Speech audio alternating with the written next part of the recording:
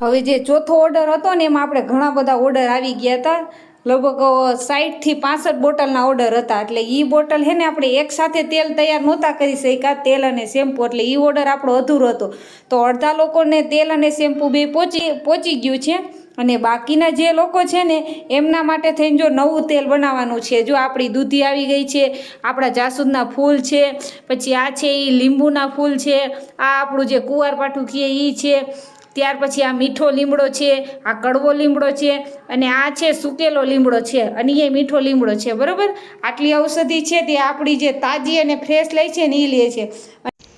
હવે આ જે તમને બાઉલમાં દેખાય છે એ જેટલા પણ પાવડર આપણે નાખીએ છીએ, જેમ કે બ્રાહ્મીનો, ભૂંગરાજનો, એ તમામ પાવડરની પેસ્ટ છે જે નાઇટમાં આપણે પલાળી રીતી અને અત્યારે આપણે એને મિક્સરમાં ક્રશ કરવાની છે. અને બાકી છે જે અલગ અલગ વસ્તુ તમે વિડીયોમાં જોઈ શકો છો. હવે આપણે એરંડિયું તેલ, કાળા તલનું તેલ, સરસવનું તેલ અને કોપરેલનું તેલ, બધા જ તેલ આપણે એક સ્ટીલનું જે વાસણ છે એમાં ભેગા કરી લેશું, અને પછી તમામ વસ્તુ છે ને એ આપણે એમાં નાખવાની છે. વિડીયોમાં તમને દેખાય છે એ એલોવેરાની પેસ્ટ છે, મીઠા લીમડાની પેસ્ટ, તુલસીના પાંદની પેસ્ટ, લીંબુના, જાસૂદના અને ગુલાબના પાંદની પેસ્ટ. હવે આવે છે આપણા જાસૂદની પેસ્ટ, જે મોટો આખો બાઉલ ભરીને આપણે નાખેલી છે. આ છે આપણા કડવા લીમડાની પેસ્ટ, એલોવેરા, તુલસીના પાંદ અને કડવા લીમડાના પાંદની જે પેસ્ટ નાખી છે ને એ આપણા વાળને ખોડો થતા અટકાવે છે, એટલે ખોડો ઘણો ઓછો થાય છે, અને હોય ને એ પણ ધીરે ધીરે જતો રહે. હવે જેટલા પણ પાવડર છે જે આપણે નાખી છે, જે તમે વિડીયોમાં જોતા હોય છો, એ તમામ પાવડરની પેસ્ટ છે એ આપણે નાખેલી છે. આગળ વિડીયોમાં જોયેલી બે દૂધી હતી એ આપણે ક્રશ કરી નાખી છે, ત્યાર પછી મિક્સ આપણે એની પેસ્ટ બનાવીને તેલમાં નાખેલી છે. આપણે આમળાનો સૂકો પાવડર તો નાખી જ છીએ, સાથે સાથે જે લીલા આમળા હોય છે એને આપણે નાના નાના કટકા કરી અને ક્રશ કરી એ પણ આપણે આપણા તેલમાં એડ કરીએ છીએ, જેથી કરીને ફ્રેશ વસ્તુનો જે પણ પોષક તત્વ હોય ને આપણા તેલમાં આવી જાય. બધા તેલને એકસાથે મિક્સ કરી નાખવાનું છે વ્યવસ્થિત, અને ત્યાર પછી આપણે એને ગરમ કરવાનું છે મોટી કઢાઈમાં.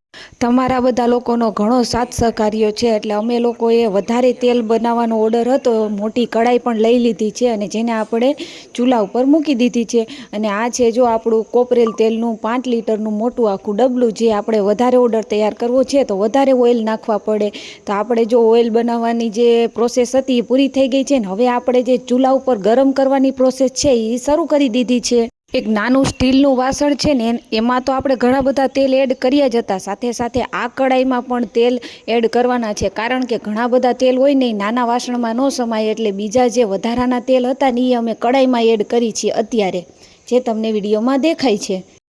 અને હવે જે આપણી તમામ પેસ્ટ હતી ને એ સ્ટીલના વાસણમાં આપણે ભેગી કરી હતી, એ તમામ પેસ્ટ આપણે જો આ રીતના આપણા મોટી કઢાઈમાં નાખી દઈએ છીએ, કારણ કે નાની કઢાઈમાં તો તમને ખબર છે વધારે તેલ સમાય નહીં, એટલે આપણે બધી પેસ્ટ રહીને એક મોટી કઢાઈમાં નાખી દીધી છે. હવે વિડીયોમાં તમને દેખાય છે જો આપણે કાળા તલનું તેલ નાખેલું હોય ને જેના કારણે આપણા તલમાં ફીણ આવતા હોય છે, તો જો આપણું તેલ રહ્યું ને બની સરસ મસ્ત મજાનું તૈયાર થઈ ગયું છે, અને આપણે એને ધીમા તાપે 2 થી 2.5 કલાક ચડવા દઈએ છીએ, જેના કારણે તમામ પોષક તત્વો આપણા તેલમાં આવી જાય. હવે જો આપણું તેલ રહ્યું ને એ ગાળીને તૈયાર થઈ ગયું છે, બરોબર.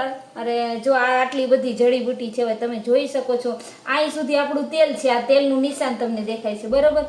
અને ખાલી આટલી આંગળી એક જ નીચે છે, બાકી આ બધી આપણી જડીબુટી છે, જો તમને દેખાય છે. જો આપણી જડીબુટી કેટલી પાતળી થઈ ગઈ છે તમે જોઈ શકો છો, જેના તમામ પોષક તત્વો આપણા તેલમાં આવી ગયા છે. આ આપણી તેલની બોટલ ભરાઈ ગઈ છે, અને તમારે લોકોને જો તેલ લેવું હોય તો તમે સંપર્ક કરી શકો છો.